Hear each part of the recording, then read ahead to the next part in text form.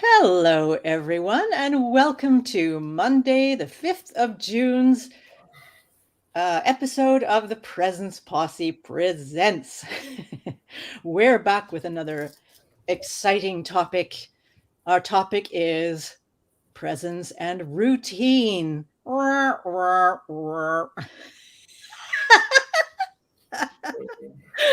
That's an assumption on my part that we're all really excited about routine life. I have Bobby Cobb and Coach J. Malcolm Free with me today, and I am your beloved Miriam Siegel making that assumption for you. And happy to be with you all today. So, gentlemen, who'd like to start off the roundtable, presence and routine? Now, I made a bit of a joke about it, but what's landing for you right now? Malcolm, you want to start us off? Well, I mean, yeah, sure, why not? Routines are good. Routines are bad. Uh, and it's wise to alter the routine every now and then, right? You know, you get into a routine, you get into habits. When you get into a routine, you create habits, and sometimes those habits can be beneficial, and sometimes those habits cannot be beneficial. Sometimes the habits can start off being beneficial, and then eventually, as everything evolves, those habits have to change. So routine, is an evolutionary thing, right? It's you have to change the routine. You can't just stick with the same routine all the time, right? It's just like a workout, right? If you work out and all you work out is the same routine every time, there's other muscles that's not being worked. And those will be the muscles that you pull. Those will be the muscles that, you know what I'm saying, because they didn't get the attention, or they didn't you didn't work those muscles. So routines are necessary, but it is also necessary to change the routine. Yeah, that's when I was thinking about this as a topic, I thought that the same thing, that routines can be our superpower and they allow us to do things unconsciously. And being able to multitask to the degree that we're able to do that is in large part because of routines. And as you pointed out, Malcolm, if we don't periodically re-examine the problem with any automatic behavior is the fact that it's automatic and we can do it without thinking, and that's a wonderful benefit, and it can have us going down a path that's really not serving us anymore. So periodically, as Malcolm suggested, I think we need to unpack our routines and have a look at them and seeing, are they still useful? Are they still serving us? Is this still the best way to get that done? And see if we can add, which we often can, an effectiveness layer on top of what we're doing, and then reconstruct, the routines and adding a couple of new things in there. Some, habits are wonderful until they become habits that are no longer serving us. These habits create comfort zones, and we all know how comfort zones are, right? You know, you get comfortable in them and you don't challenge yourself within a comfort zone, right? So therefore, growth is kind of stunted, because you're not challenging yourself to do the next thing, right? You're in the routine of things. I'm comfortable with the routine. I know I got to get up at this time. I know I got to be here at this time. I know I got to do this by this time.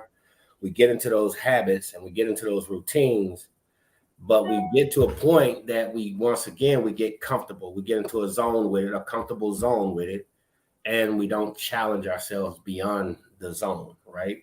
Yeah. And that could identify a fear. You know what I'm saying? It could identify a fear or a phobia. Like, okay, I'm only comfortable at this. If I try to go any higher, I will fail, or I may fail, right? So, those are the things that you have to face or look at when you look at routines. All right, is the routine challenging me to become better or be better?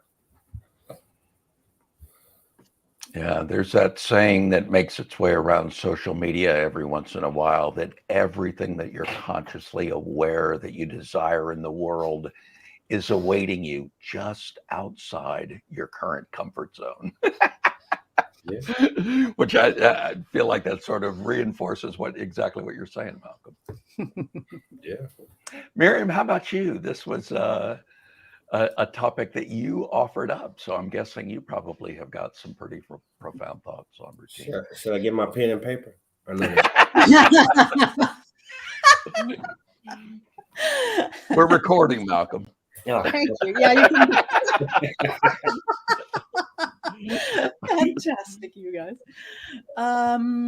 Yeah, I've got actually two thoughts at the moment about this. One of them is with regard to, from a professional standpoint, I am a authorized expressive arts psychotherapist, and in expressive arts psychotherapy, we don't call them routines, we call them rituals.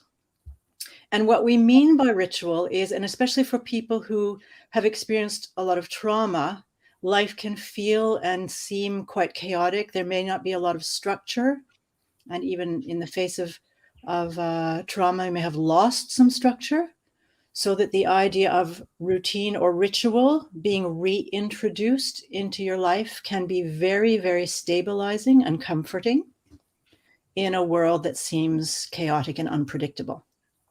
So, for example, just getting up at a certain time, having a sort of routine, which is like a ritual, brushing your teeth, getting yourself washed, having a cup of tea, looking at something that inspires you or is beautiful to you, pleasing to you, and having that as a morning kind of ritual. I mean, people have different rituals. An evening ritual, maybe before you go to bed, would be having a cup of tea, lighting a candle, sitting quietly, making sure the lights are turned off, going to bed perhaps at a regular time if that's possible, making sure that you use a pillow that's comfortable, a blanket that's warm enough, that sort of thing. And having that sort of routine and ritual can create a structure and a feeling of safety and control in a positive way over your life.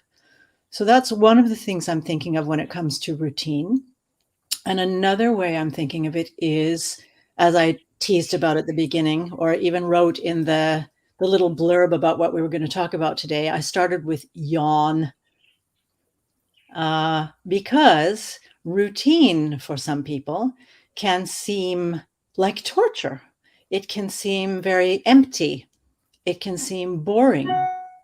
It can seem uninspiring. And so sometimes in that situation, a person can start looking for something else to inspire, looking outside of the routine for something to make life exciting, make life more fulfilling. And from a perspective of presence, I think it's being present to the moment in the routine, because the moment itself, no matter the routine, is rich. So it's not putting more into life, it's being in and with the routine and allowing whatever is there in the moment to arise and be with that and meet that and see what's there. It could be that ecstasy is hiding behind what appears to be boredom, but you can't see it if you're focusing on the boredom and wanting something other than what is here right now.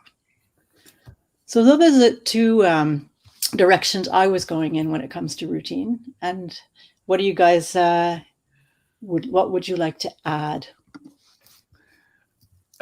I like that you brought ritual in, because that has a very different feeling to me than routine. Routine does seemingly, in the way that we use the word, imply boredom, and ritual in the way that we use the word kind of implies a certain sacredness to whatever that we're doing. And my community here built a sweat lodge a year or so ago. And we hired a Tlingit, which is one of the Alaskan native tribes, a Tlingit elder who brought us in, and we did it. We built our sweat lodge in the Tlingit tradition. And part of that tradition is no man-made parts of any type can be used in the construction. So it's made out of wood. It's connected with sinew, or we did use some twine that has been woven by hand, and couldn't be sewn together or made on a loom or any of that. And I remember in the process, it took a long time. It was a full day, like 12 hours to do the entire thing once we got building. And toward the end of it, a couple of times, there's 16 logs in this. And as we were putting each, not really a log, the limb in, we set an intention. We put a little tobacco in, sacred Native American tobacco, not Marlboro cigarettes. And we were getting tired. And at one point, we just kind of started going through the motions. And the elder stopped us and said, "Hang on, guys. I know what's happening here, and I can see that, but we need to take a moment and just remember what we're doing here is a sacred ancient tradition that has been going on for 10,000 years." And, all of a sudden that was like a wake up call to us to get out of the routine and into a ritual. And I think routines very much can be the enemy of the power of presence, because it allows us to do one thing while thinking about work or renegotiating an argument that we had with a significant other a while back, or something else. So pausing to do that evaluation that Malcolm talked about, I think, is something that's really, really important. The ability to multitask obviously is a superpower, and we wouldn't want to give that up. But it can be like that metaphorical hammer when we go out and just look for every nail. And in the case of routine, that means we can just robotically go through life, not admiring anything and missing the beauty that is in every moment. So that's what came up for me as you were going through ritual and routine. I keep hearing the word, or the phrase, or whatever, right? And in our teachings and what we do on the neuro side, multitasking is not a really good thing, right? Every now and then the multitask is okay, but if you're constantly finding yourself multitasking, then that means you might want to look at your time management, right? You might want to look at giving yourself more time to accomplish this before you move forward to that. But what I'm saying, when we get back to talking about rituals, and a lot of rituals is how we do what we do. The rituals explain to us how we do what we do, and not necessarily why, because every person has their own perspective, right? Every person has their own perspective and why they're there and why they're willing to go through the ritualistic aspects of whatever it is, right? So the why isn't there. Most of the times in everyday life, right? Our rituals or our routines, there's a why we're doing it, right? There's a why, because I got to make this money, or, because I got to be here for my children, or whatever the case is, right? So we build these routines, or, basically daily rituals, especially single parent mothers, like, they amaze me, right? With how they set up their day and how they go about their day and how they do what they do and all that they do in a day. And it's like, here I am sitting here complaining because, oh, I got to get up. I got to go do this. I got a meeting, and then I got to go to practice. but this lady done had a full, here it is, 9 o'clock, and she done had a full day, right? So the routines or the rituals of what we do, once again, right, is not a bad thing, right? But we just can't get stuck in the routine, right? We Right. have to, okay, how do I get beyond this routine into maybe a better routine, right? And why am I stuck in this routine? Why am I stuck in this routine, right? And how can I come out of it to improve my life, right? To improve my situation, to improve my finances, or whatever it is, my spirituality, whatever, my health, right? Whatever it is. So it's like the routines, like, I had, short story, right? I kind of got discouraged with the whole coaching thing, and you know what I'm saying? And I really backed off of everything, right? From meditating, working out, everything, even to the point that drinking water, right? That, like, I used to drink water. But it wasn't until I realized how important that routine was, because I was at the hospital, dehydrated, right? And, some other issues. And then I think back, when I thought about backing out and doing my things, how I sat around the house and didn't really do anything, right? How I didn't exercise, right? And then here I am pulling muscles, and I'm, like all of those different things. So, you have to establish a routine or a ritualistic lifestyle within yourself, but you have to understand that you have to evolve. You know what I'm saying? It's not something that you're going to stay something with, right? It's just like, what we call 360 living or 360 lifestyle, right? Once you hit 360, what happens? You go back to zero. You start over. Now you're evolved into a different level, right? You've gone through the process of change, right? You've gone through the process of growth. You've gone through all these different processes to get to 360. Now you're at 360. Now what? You have to start over, or you have to establish a new routine or a better routine to move you forward, right? You can't stay in that same routine because there's nothing else there for you to do. And then you're going to get, like Miriam said, you're going to get bored. You're going to get frustrated. This is where depression sets in. This is where anxieties come in, right? This is where, the whole negative thought of I'm not good enough will seep in, right? Because you're not doing anything to challenge yourself to be better, if that makes sense, right? So, saying routines, once again, are good, but you have to evolve out of them. You have to evolve out of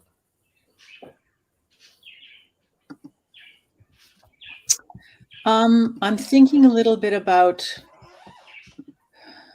routine in the way that it gives me an opportunity to notice when I'm judging a routine.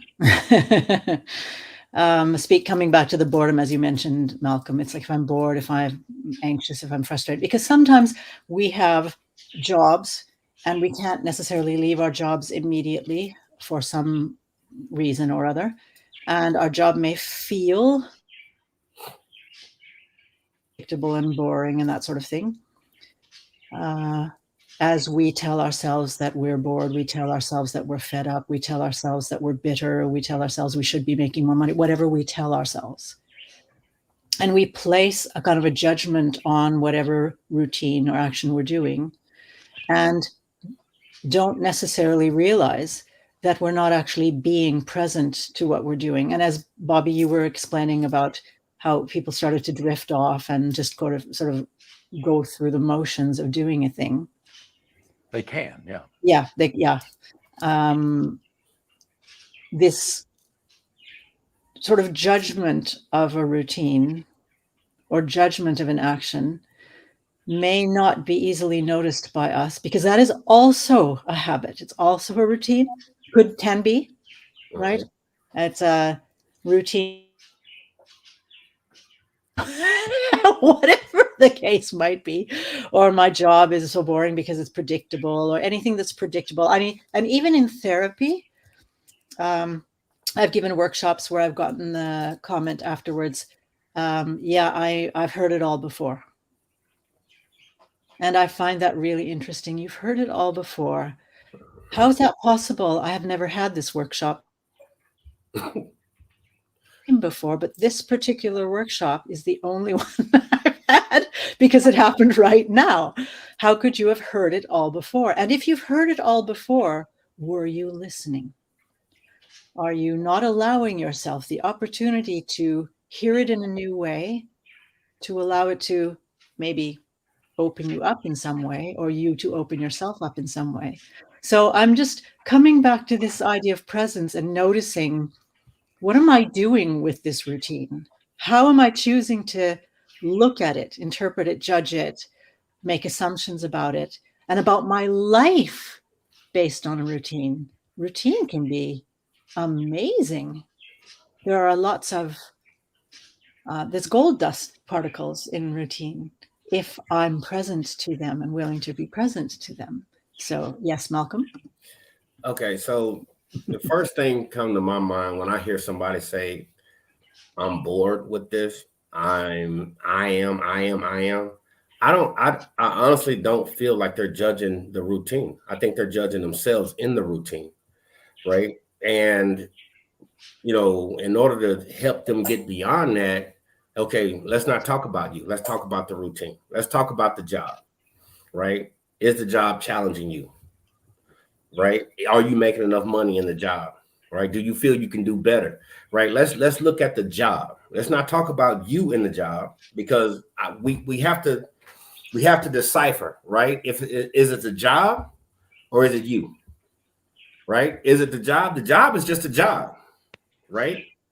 So you're judging this job, passing judgment on yourself, which sounds kind of goofy, right? That's a nice word that I use, goofy now. But anyway, right? So after we've judged the job and we've looked at the job and we realize that the job is a job, now let's look at you, right? Why, if the job is boring, why are you staying there? If the job is not giving you what you need to, for payment, right? Why are you not doing what you need to do to get a better job, or to get a job that you're comfortable with, or that you're, I hate the word comfortable with, but that challenges you to be better, right? So now you have to go. Let's go deep into it. Like, let's I'm this and I've heard it all before. Have you? Like, honestly, have you heard it all before? Well, maybe it's my tone that'll make the difference, right? Maybe you heard it from somebody like Bobby Cobb, right? You know what I'm saying? And for some reason, it just, right? But then you hear from somebody like me, with a little more, zest or whatever you want to call it, then it'll have a different meaning. But if you hear from Miriam, it may have a totally different feel, right? So you may have heard the words before, but did you get the feeling? Did you understand? And I agree with you, right? Were you listening? Because if you was listening, then you felt it. And if you felt it, then you would do something about it, right? So, so when it comes to these routines and all this kind of stuff, let's not look at, let's look at it first, right? Now let's look at you.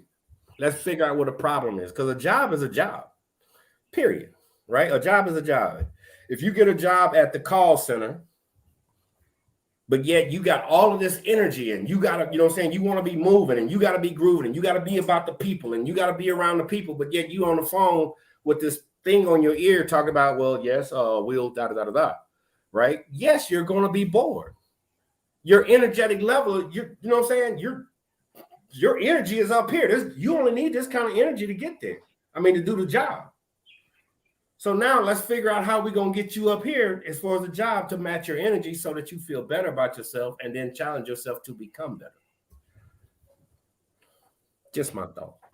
Yeah, there's a interesting story that kind of blends into both of those points that you guys have made. There's a teacher who's teaching an advanced class on a particular philosophy, and there's a student in the front that's just kind of reading the paper and not really paying attention and working his phone.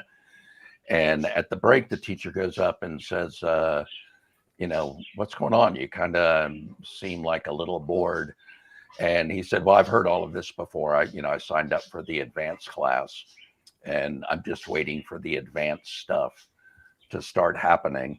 And I don't think he came right back with this answer. I think he actually had to kind of think about it and was a little challenged with it. But he came back and said, the material that's presented in the advanced class is the same material that is presented in the beginning class. It's just presented a little bit more fully. And because you've been through the beginner's class, you hopefully are in a position now to listen more deeply, to participate more fully, and to receive more profound insights. And exactly what you're talking about, Malcolm, switching it around and using the idea that if we're bored, I've said often on this podcast that our feelings, being bored, is not telling us about our circumstances. It's not telling us that, the material is something that I've heard before, and this is just the same song on the radio being played for the 180th time. Being bored is information about our relationship with the present moment, and that can tell us that we're not very engaged in that process. And I think to the point that routines get boring for us, that's an opportunity for us to say, and we're conditioned to use the word good and bad. There's good routines and there's bad routines, and I guess you could say there are. Or you can also say there are useful routines and unuseful routines, and then going up and looking to say, is this routine still serving me? Is a lot easier of a review to do than saying, is it good or bad? I think it takes a little bit of the charge in making change away from it, if change is what's necessary. Mm-hmm. And Mm-hmm. it's not always. Okay. Sometimes it's just level of attention. Go ahead, Malcolm. So Miriam, Yes. if you had to accumulate your energetic level, just on average, your energetic level, what number would you choose from 1 to 10? 10 being woohoo, bananas, right? Right? 1 being, you know what I mean? So where would you rate your average daily energetic level? That is not an easy question to answer, actually. I'm coming to you, Bob. Okay. I'm ready. I'm not actually sure how to answer that question. Who's that, Rosalie? The Presence doesn't have an energy level like that. So I'm going sort of in a different place. Let's just for the sake of this discussion and my understanding of it, I'm going to put it at a 6. At a 6, right? Yeah. How about you, Bobby? I have a very different answer because I've noticed, and I did this by interrupting my own patterns when I got really, really stuck quite some time ago. And I started just setting an alarm clock about every 45 minutes. And what I noticed was my energy was all over the place, and it changed dramatically. And, there would be times that I would think that I was like low energy, but I would notice there were like little spurts in there where I just had hyper enthusiasm toward one particular task. And then I went back. So I honestly can say that my norm is no norm, that it goes up and down. And what I've taken from that is, to the degree that I'm able to tune into that and notice that I can control that. Like I used to go to coffee when I hit the wall in the afternoon. Now I get up and I dance and I sing. And I've been doing that for 5 or 6 years. And I call it a movement snack. And I just get up to like jump around, and it usually takes a song or two of something that just gets me to want to move, to all of a sudden my energy is through the roof. So it's all over the place. Okay. Both of you are absolutely correct. Both of y'all are correct, right? Both of you are correct, right? Because it's certain situations on certain days, right? Energy level up high, you running, you got it, right? Certain days it could be the same situation, but today, Tuesday, and I'm not feeling it, right? So my energy level is not going to be low. I mean, it's not going to be high, right? It's going to be kind of low, right? On Tuesdays, I don't want to be bothered with nobody. I don't, right? But you know what I'm saying? But understand this, right?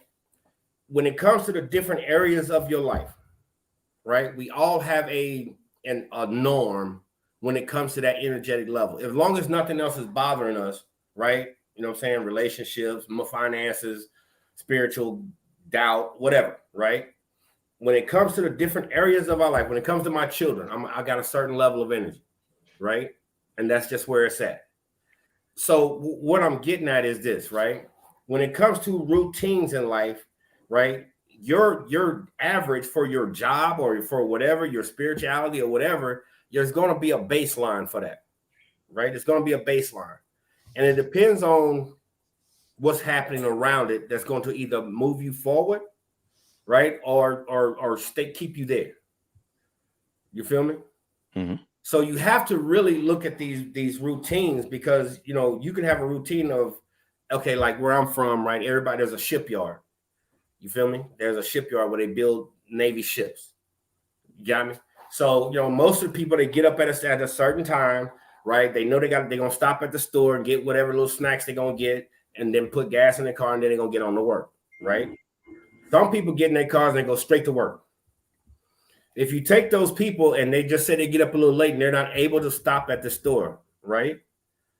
You basically just threw off their entire day. You threw off their entire day because they couldn't go in and get their Coca-Cola or whatever it is they're buying every morning because you just messed up their whole routine. In those type of situations, those are situations that need to be evaluated, right? If you go to work every day and just say, like, there's a certain person that you talk to every day, good morning, what's happening? How you feeling, right? Yeah, and y'all have a little conversation, then y'all go about the work. Well, you come in one day and that person's not there, right? You come in the next day, that person's not there. They just messed up your whole routine, right? That was your norm. That was your normal routine. That's what you had gotten used to, right? But what you didn't know is she got promoted to something different somewhere else, right? So you feeling bad about it because it's your routine that just got messed up. So when I say you need to evaluate the routine, you need to evaluate it. You need to really look at it. Is this part of my routine really of that serious of a value that it's got to mess up my whole day? Right? It's got to mess up my whole day. If I I had a friend, right? Got up in the morning, all cheerful and all that, got into one little 2-minute argument. Not even 2 minutes, like a minute argument over something stupid, right? And his whole day was destroyed. His whole day. He thought about that one piece of argument all day and never looked at the good things that had happened, right? Didn't look at the good. He got promoted that day. Okay, great. But this argument, right? He got a little extra time for lunch. Oh, I appreciate that, but this argument, right? He kept going back to the argument. So it's what you hold on to in the routine that makes the ritual or the routine depressing, non-depressing, or et cetera, or whatever, right? Am I making sense? Yes. So, you know what I'm saying? So the routine has to be evaluated, especially if you feel yourself doing this up and down in the routine. You're going up and down in the routine. First of all, you got to understand energy flows up and down. That's how energy flows. Energy don't flow like straight line. It don't do that. Energy flows in waves, up and down. So life is going to go up and down. Situations are going to go up and down. Every day is going to be up and down. I woke up this morning happy this morning, like, woohoo. You know what I'm saying? I got my clients' reports. My clients are doing the workout. They're doing the nutrition. They're doing everything they're supposed to do, right? I'm happy. Well, later on that day, one of my clients who was supposed to have checked in didn't check in. So now I'm feeling some kind of way. Because was it me? Was it something I said? Was it something I did? Was it, you know what I'm saying? Did I not brief her, you know what I'm saying, well enough as to what's coming up? Blah, blah, blah. I took that, right? Come to find out, it had nothing to do with none of that, right? It had nothing. She forgot to log it in. She did the workout. She just forgot to log it in. This, right? But if you get into the routine of just being happy, when something does hit you, it hits kind of hard. So you got to really evaluate the situation, really evaluate your routine, right? Spiritually, evaluate your routine. Oh, I feel like, you know, the deity isn't listening, right? I feel like whatever your deity isn't listening to me, right? Or whatever the case is. Reevaluate that. Reevaluate it, right? Depending on how you go about your deity and what you believe about your deity, why wouldn't he listen to you or it listen to you? Like, that don't even make sense. You know what I'm saying? Like, so you really got to evaluate what's going on. Maybe it's not you're not being heard. Maybe you're not doing what you're supposed to do in the routine or the ritual to get the results that you're looking for. Maybe you're not challenging yourself in the ritual or the routine to get the results you're looking for. So, yeah. When I hear you talk, I think about, I mean, routine is many things, and we've touched on several. I'm thinking about this idea of routine as a compulsion or crutch. Like when I hear you say that people get thrown off balance when their routine is or their ritual is disturbed in some way. And I'm contrasting that with the idea of having a kind of a chaotic or unstructured or unstable life, for example, because of trauma, where a kind of a routine or a ritual can help balance you. So, and I'm thinking the idea is ideally to not become attached to either of those things, thinking that you have to have it a certain way and you can't survive without it, or your life is ruined, or whatever, your plans are ruined without it.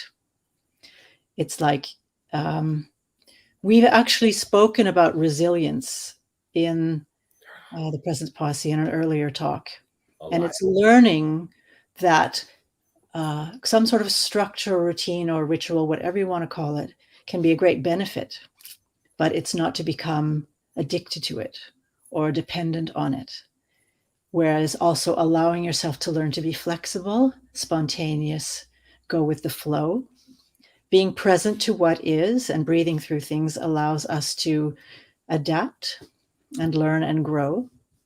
So hanging on to a routine as a safety net or security blanket, and I do not mean that in any disrespectful way whatsoever, but because it can be necessary for a time to hang on to something like that, or at least it feels like that, in the long run may not serve you well. So there's those sides of routine.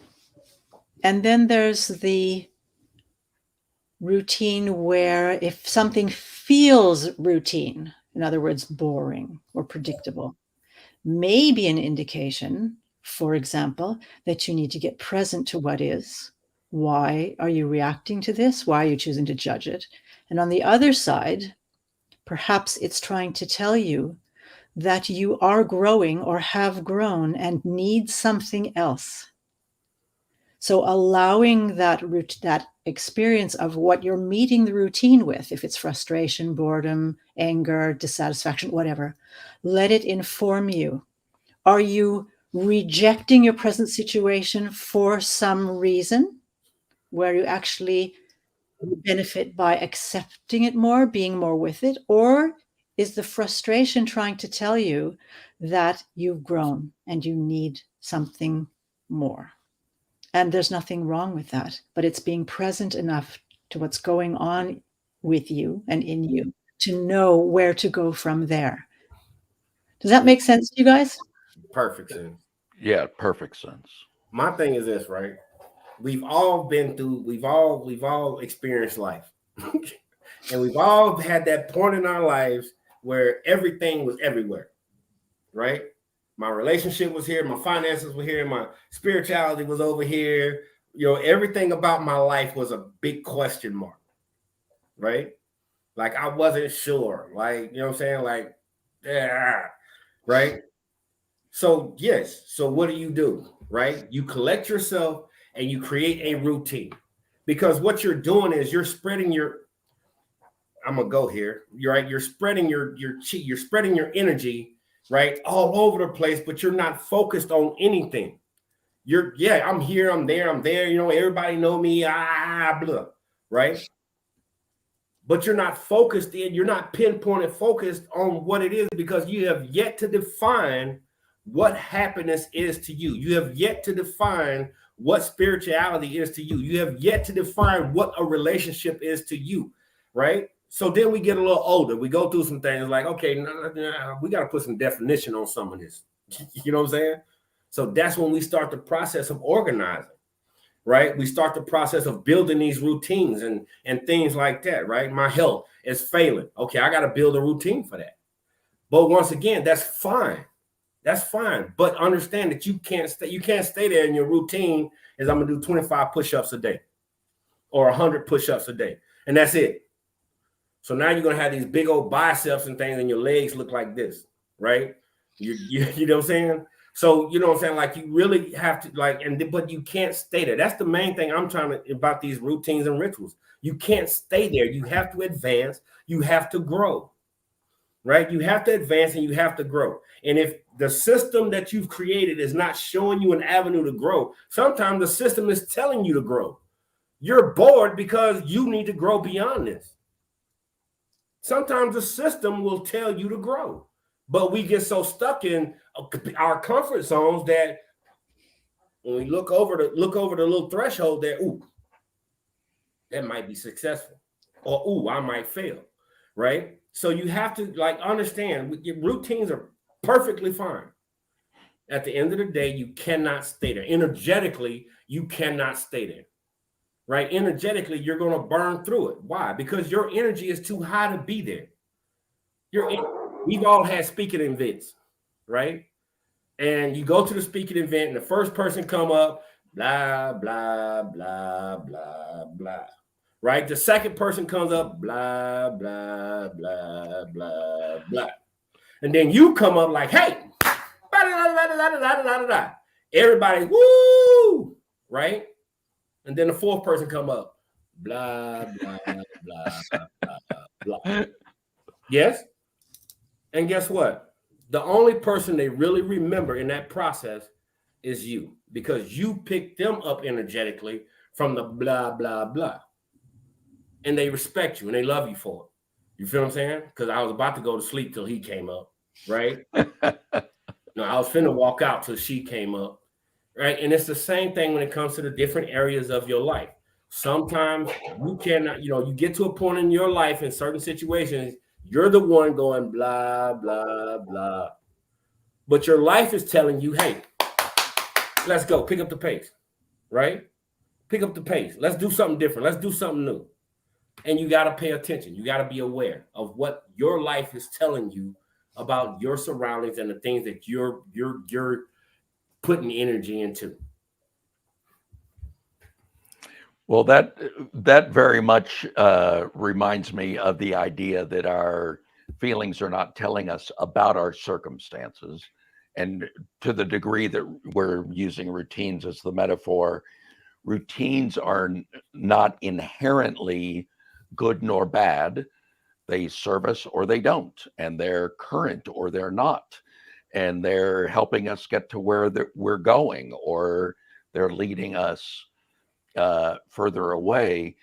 And as we begin to understand that the feelings aren't telling us about our circumstances, they're guidance from within, which is exactly what you're talking about there, Malcolm. When that energy is exploding beyond the ability of that routine to contain and serve and channel that energy, guess what? Time for an upgrade or time for a different approach to what it is that we're doing. And that can be a phenomenal catalyst to stop and go, just a cause for a pause to say, all right, I've got a little frustration, I've got a little boredom, I've got a little anger, whatever might be showing up. What is that telling me? What's the lesson in that? And what is the wisdom that my inner guru is whispering to me in this moment? And so like I have a new RV in my life, and so I just went out on my second RV trip this weekend, and it's overwhelming to me in a fun way and a challenging way. But I've been making these checklists, and I'm up to like 75 things on my checklist that I have to do before I leave, and I'm just punching them off. And that's because I'm new, and I'm learning this new activity that I've never done before, and it's not integrated into who I am. It's not intuitive yet. And sure enough, I got out to where I was going, and I thought immediately of about 4 things I forgot that expanded my checklist from whatever it was to whatever it is now. And so as I get more habituated into my getting ready to leave in my RV routine, that's going to be serving me marvelously well. And the day may come where packing up the RV is drudgery, and that would be more wisdom saying, either, dude, you're not doing this right, or the adventure with RVs has run its course, and time for a sailboat or something else. So I just think, and I love the distinction that we're using between rituals and routines, that every routine can be a sacred ritual, and to the point where it no longer feels that way, that's probably an invitation to see if there's an opportunity to deconstruct the way we're doing it now, add an effectiveness layer, and reconstruct it again, and get to that whole nother level that life seems to be inviting us to participate in. Actually, yeah, I love that. Thank you. It brings me to, if you don't mind, the idea of patience and distraction, which I'm at the moment choosing to present as opposites. So, or even waiting. And I love, every time I think about waiting, well, maybe not every time, but often when I think about waiting, I hear Eckhart Tolle laughing in my ear, because when we were going to sessions with him, sometimes he would show up on time and sometimes he wouldn't. But there are a lot of people, like thousands of people, getting into a room waiting for him to come out, and people would come early to get good seats or whatever. And he would inevitably, every once in a while, come out and go, "Well, were you waiting?" And then he'd just start to laugh. And I hear that because his humorous prompt was, "Were you actually present, or were you right in the future?"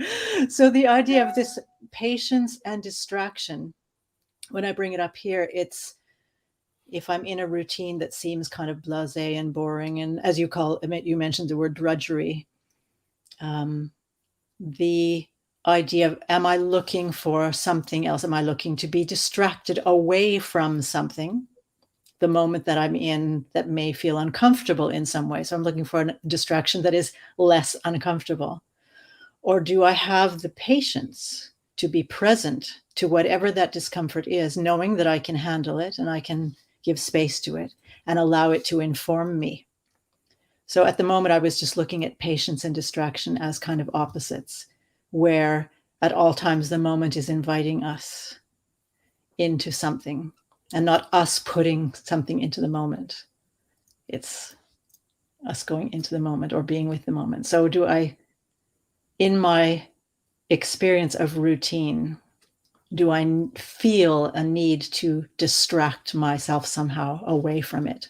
Or do I have patience, to call it that, to be present to what's there and allow it to tell me, it to inform me instead of me informing it? Yeah, I like that.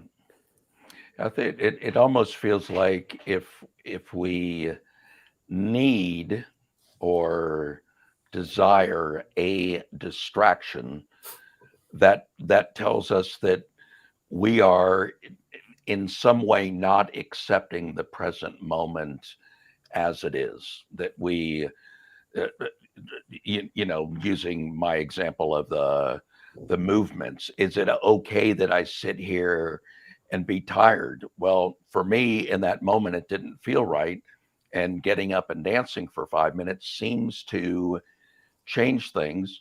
But there are other times that I love just sitting there and being still, and I couldn't care less if I'm feeling lethargic, because lethargic feels good in some moments, and it's kind of like if you're beginning to get bored or beginning to feel the need to distraction, that can just be an invitation to say, okay, what's going on inside of me? Why am I, and just approaching it with curiousness and wonder. Mm-hmm. Can I throw something in there? This idea of what's going on with me, because I used to work in admissions at a university. It's a long time ago. And this is before we had everything digitalized or however we say it, et cetera, et cetera. So people would have to call and ask questions. And I, of course, was sitting at the front desk. And the deadline for applications for study at the university was 15th April. And so inevitably, closer and closer to the 15th of April, people would call, and the only question they would ask is, when is the deadline? When is the deadline? When is the deadline? So in a minute, 15 people or more would call and ask that question. So you can imagine, if I'm working 8-hour days and most of the minutes are, when's the deadline? When's the deadline? When's the deadline? And I noticed myself getting angry. I noticed myself getting frustrated and, annoyed. Maybe angry is a bit too harsh a word. Annoyed, bored, and letting my frustration, how do we say this in English? Allowing that to affect the way I spoke to people on the phone. And then it hit me that each person who was calling was a different person.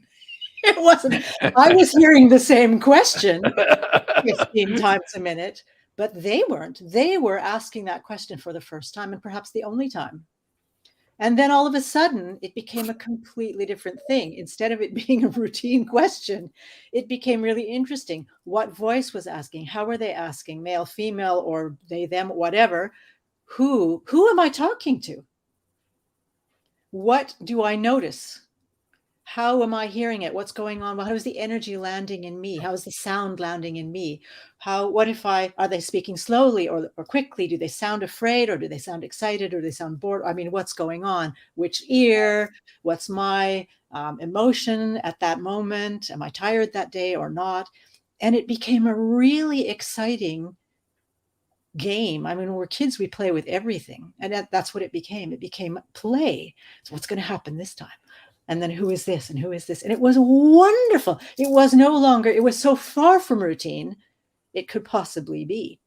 And it became like a detective game for me. I could be a Sherlock Holmes or something. It was really fun. So it's, who am I in that moment? How am I showing up in that moment? How am I meeting whatever is in that moment? What is coming my way? What am I bringing? So yes, Abhi, I see you. Yes. So that's so beautiful that you had that moment of inquiry and you took action and it changed that. And here's the thing about inquiry. As you're telling that story, I'm kind of going along with you, and I'm thinking to myself, and technology may not have allowed it back whenever it was that you were sharing that, but what a great thing to have on an auto attendant. Thank you for calling the university. If you're calling to find out when the deadline to register is, it's April the 15th. if you want anything else, please hit 1 and, we'll connect you to Miriam. And we can do that now, but back then it was. And maybe not then, but Which was great for me because I got to discover something about myself. Yeah, and it also demonstrates that when we're doing an inquiry, there's not necessarily any right or wrong answers, and both of those are good, and both of those could be changes. So maybe it's something that we need to change in ourselves and in the way that we're looking at the moment, or maybe it's giving us information that, you know what, this is something that you can and should put on autopilot. Kind of reinforcing the idea that routines are not inherently good nor bad. They're just a tool, and that tool can be useful in lots and lots of situations. Yes. So really cool. Malcolm, Sorry. Yeah, I'm gonna try to. I know our time is short, but I'm gonna say I'm going back to Bobby, right? Okay. First thing you got to understand is, right, you got neurons in your brain. You also got neurons in your heart. You also got neurons in your gut. Your brain is saying, okay, now it's not the time, whatever, right? But your gut is saying, you know what I'm saying? But your heart is like in the middle, like, I really want to just, but I know, you know what I'm talking about? So, that once again, it's like it's not a fight. It's your inner self saying like, okay, I'm bored, right? I got to do something. If I got to get up and dance a jig, or I got to get up and, you know what I'm saying, moonwalk across the dance, across the floor, whatever the case is, right? So in that situation, just get up and do something and then come back to work, right? Get up, go do something, do the little, what's the Saturday Night Live dance real quick, make yourself laugh, right? Release the dopamine, and then go back to work, right? You know what I'm saying? Because a lot of people get that feeling and they fight it. Don't fight it. You know what I'm saying? Who cares? I mean, I don't care. You know what I'm saying? Like, who cares? You get up and you do a little dance or whatever the case is, and I go back to work, right? So, you know what I'm saying? And I when you said that, that's the first thing came to my mind. Like, your gut is saying like, let's go, let's do something, right? But your brain is like, okay, this is the environment. Let's, you know what I'm saying? Let's keep it calm. Let's not do anything crazy, right? And your brain, your heart is like, I really want to just, right? So you pacify your gut and your heart, and the rest of the day is you'll have a good day because you'll laugh at yourself all day. And on that note of laughing at ourselves all day, we are coming to the end of the talk.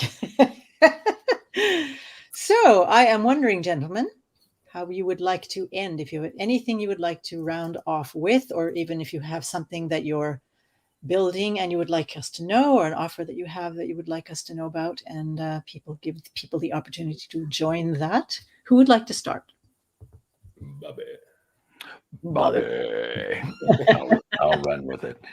I'm Bobby Cobb. I am a coach and a mindfulness practitioner and a hypnotherapist, and I help people kind of get a little bit more in sync with their relationship to the present moment, our RPM, and work with helping people and organizations kind of silencing the inner critic and not being so swayed by every emotion that drops into our pool of tranquility. And I don't really have any offers going right now. The easiest way to get a hold of me currently is on either email or Facebook. My email and website is there on the screen, transformativechange.com.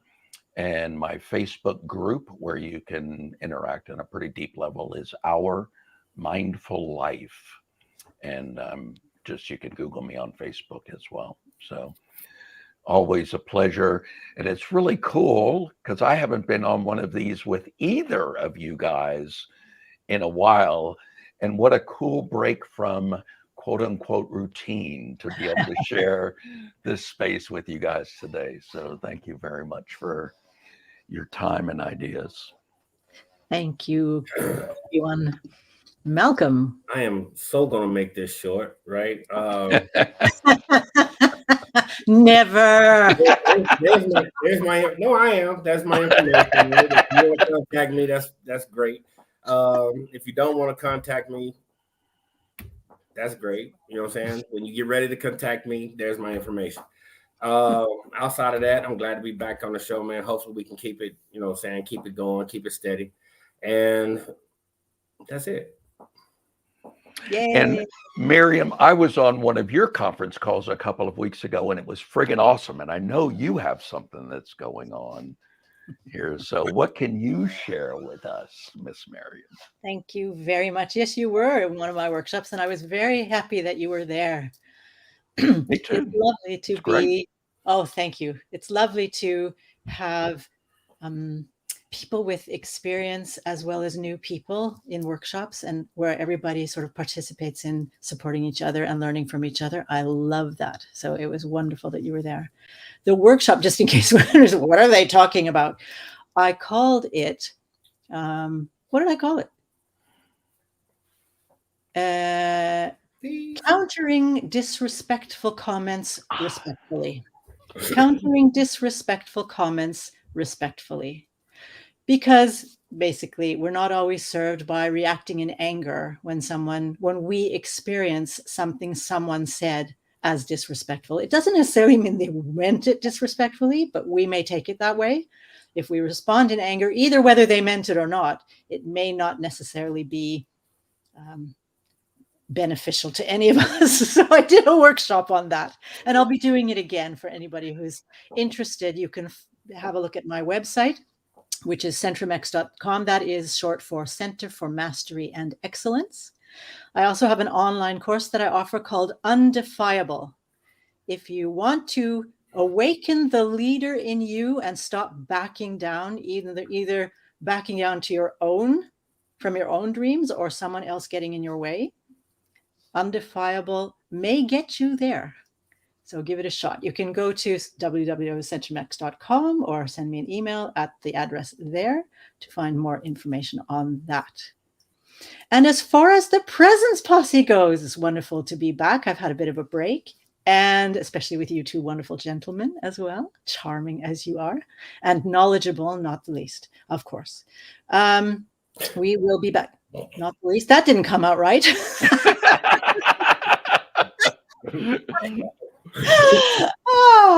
Knowledgeable extensively. I like that. We will be back in a week's time with another rousing topic about presence and something or other. So please join us again next Monday at the same time. We look forward to seeing you again, and enjoy your week, everyone. Bye for now.